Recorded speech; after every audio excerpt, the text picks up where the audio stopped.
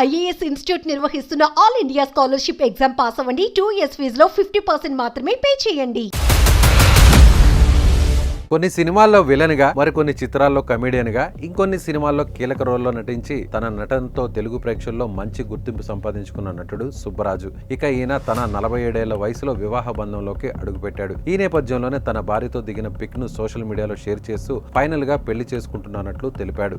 దీంతో వీరిద్దరు marriage photo నెట్టింట వైరల్ గా మారింది. అయితే తాను పెళ్లి చేసుకున్న అమ్మాయి పేరు గానీ, తనకు సంబంధించిన మరే విషయాలు కానీ సుబ్బరాజు వెల్లడించలేదు. దీంతో ఆమె ఎవరు, అసలు సుబ్బరాజు భార్య బ్యాక్గ్రౌండ్ ఏంటి అని నెటిజన్లు సోషల్ మీడియాలో తెగ వెతికేస్తున్నారు. ఈ క్రమంలో ఆమె గురించి కొన్ని ఇంట్రెస్టింగ్ విషయాలు బయటపడ్డాయి.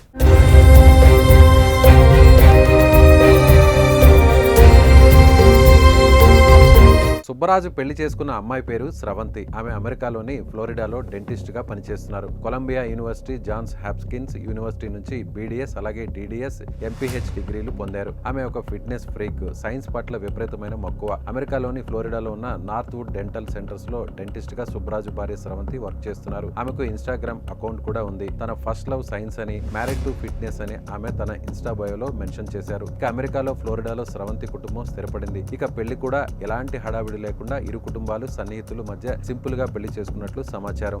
అయితే పెళ్లి అమెరికాలో చేసుకున్న హైదరాబాద్ లో రిసెప్షన్ ఏర్పాటు చేసేందుకు సుబ్బరాజు ప్లాన్ చేస్తున్నట్లు సమాచారం.